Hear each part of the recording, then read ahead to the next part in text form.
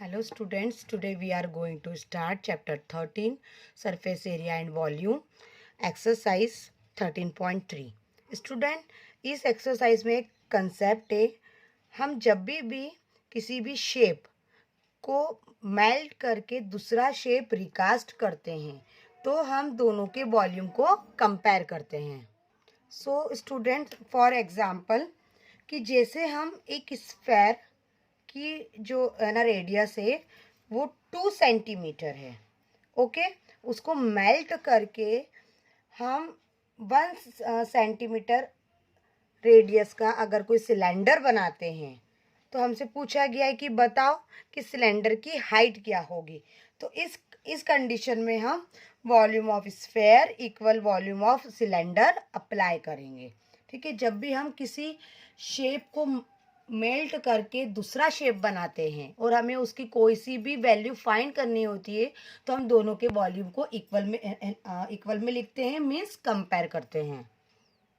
और इस एक्सरसाइज में दूसरा कंसेप्ट ये है कि अगर हमको नंबर ऑफ आइटम्स निकालने हैं तो हम दोनों शेप के वॉल्यूम को डिवाइड करते हैं। मीन्स जैसे हमसे बोला गया है कि एक सिलेंडर है, उसकी कुछ हाइट है और कुछ रेडियस है, ओके।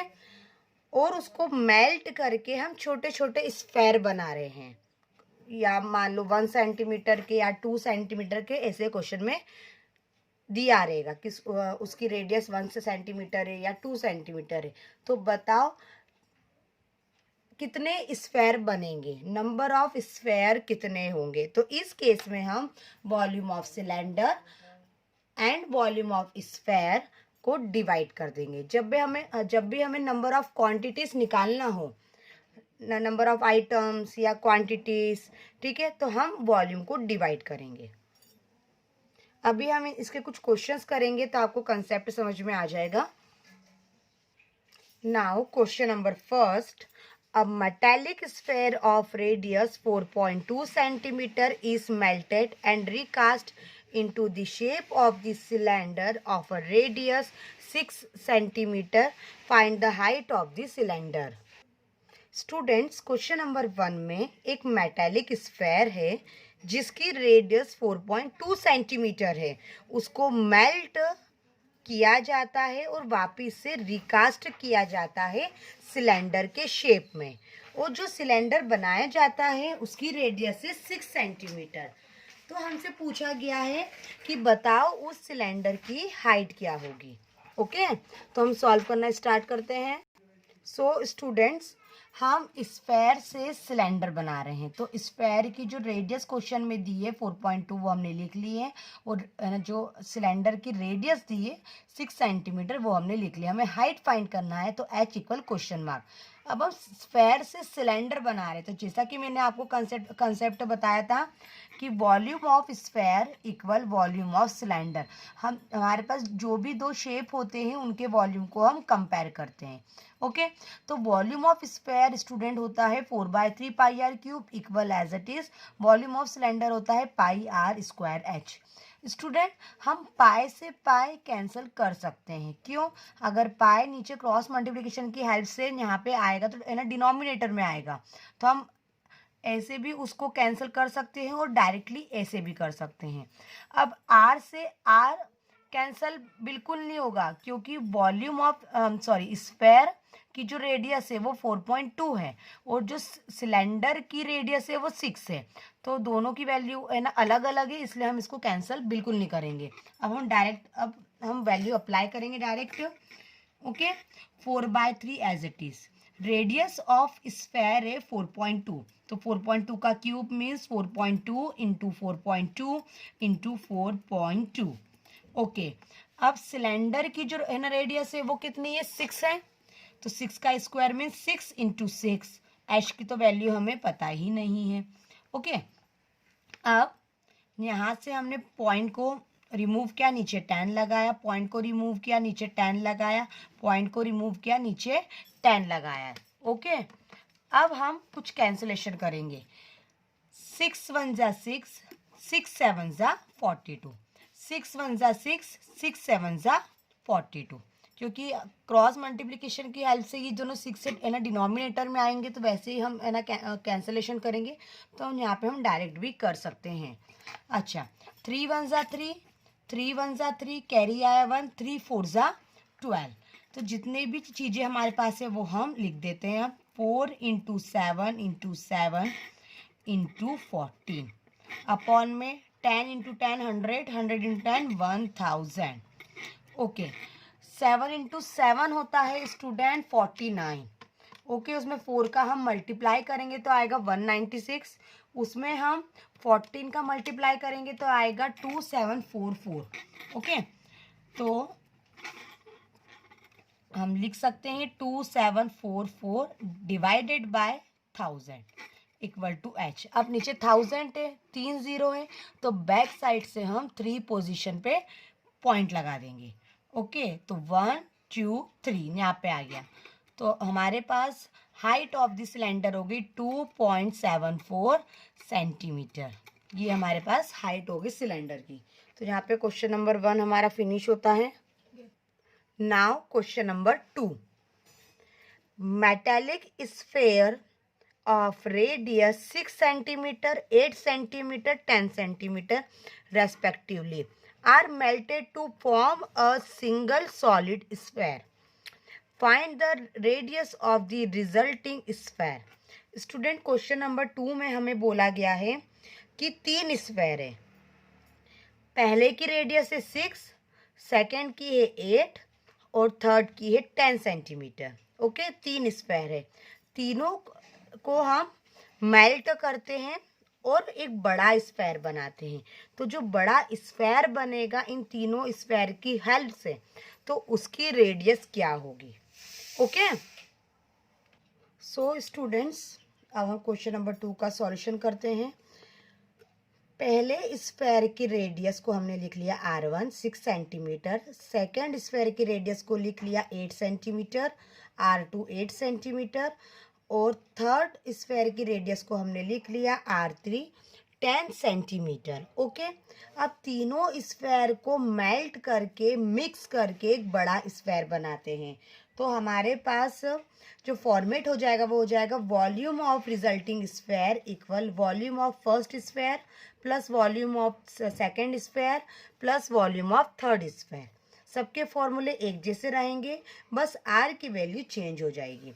तो वॉल्यूम ऑफ रिजल्टिंग स्फेयर, अब स्फेयर है तो इसको हमने ले लिया r3, 4/3 pi r3 equal volume of first sphere 4/3 pi r1 cube plus 4/3 pi r2 cube plus 4/3 pi r3 cube.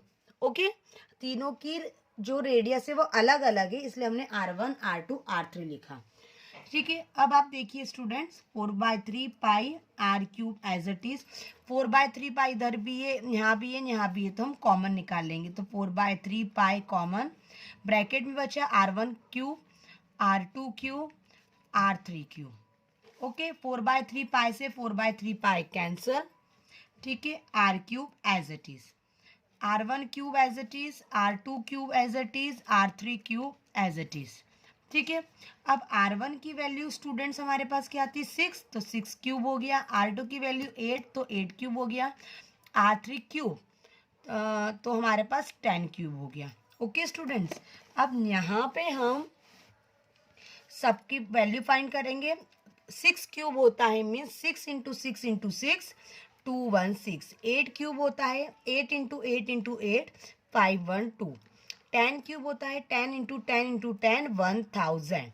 Okay, अब हम तीनों को प्लस करेंगे। तीनों को प्लस करने पर आता है 1728। अब ये किसका क्यूब होता है ये हम देखेंगे, क्योंकि r क्यूब है तो हम इसका क्यूब रूट निकालेंगे। मीन्स 1728 इसका क्यूब रूट निकालेंगे। तो ये जो है 12 का होता है। 12 × 12 × 12 करेंगे तो 1728 होता है। इसको आप प्राइम फैक्टराइजेशन मेथड करके निकाल सकते हैं, जो आपने 7th और 8th क्लास में सीखा होगा। तो हमारे पास जो रिजल्टिंग स्फेयर है, बड़ा वाला स्फेयर जिसको हमने बनाया है, उसकी रेडियस हो जाएगी 12 सेंटीमीटर। तो यहाँ पे हमारा क्वेश्चन नंबर 2 फिनिश होता है। Now students, question number 3। A 20-meter deep well with diameter 7 meter is dug and the earth from digging is evenly spread out to form a platform 22 meter by 14 meter. Find the height of the platform. Student, question number 3 में हमें बोला गया है कि हम अर्थ में एक कुआं खोदते हैं, ठीक है। अब उसकी जो डीपनेस है या फिर हम बोल दे हाइट है वो है 20 मीटर और डायमीटर है 7 मीटर, तो रेडियस हो जाएगी 7/2, ठीक है। अर्थ के प्लेटफॉर्म पर हम है ना बनाते हैं उसको, ठीक है। तो थोड़ा सा प्लेटफॉर्म ऊंचा बनाते हैं। तो प्लेटफॉर्म की जो लेंथ है क्वेश्चन में हमें दी है 22 मीटर और ब्रीथ मीन्स चौड़ाई हमको दी हुई है 14 मीटर।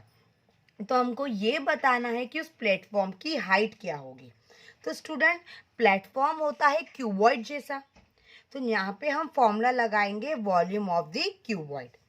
और जो वेल है मीन्स कुआं है वो होता है सिलेंड्रिकल जैसा, तो यहाँ पे हम है ना फॉर्मूला लगाएंगे वॉल्यूम ऑफ सिलेंडर।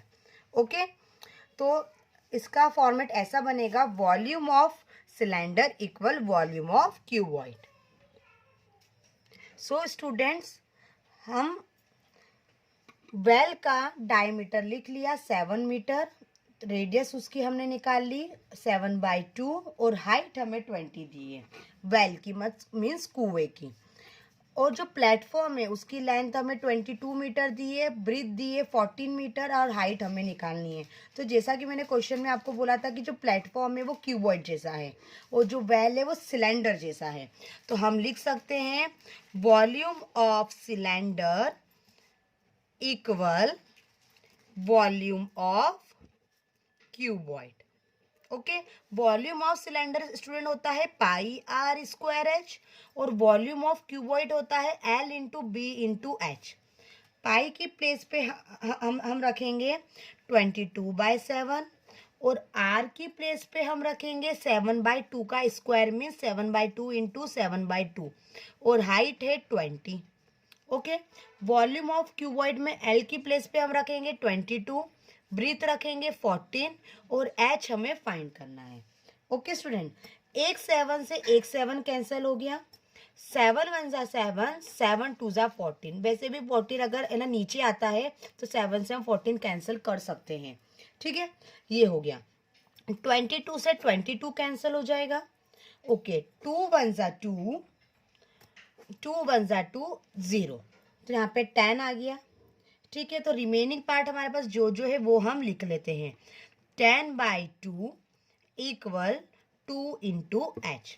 2 नीचे आ जाएगा या फिर हम बोलते 2 1 × 2, 2 5 × 10, तो ये हमारे पास हो गया 5/2 इक्वल h मीन्स 5/2 मीन्स 2.5। तो 2.5 मीटर हाइट आ गई हमारे पास प्लेटफॉर्म की। तो यहाँ पे हमारा क्वेश्चन नंबर 3 फिनिश होता है, जिसका फाइनल आंसर है। ओके,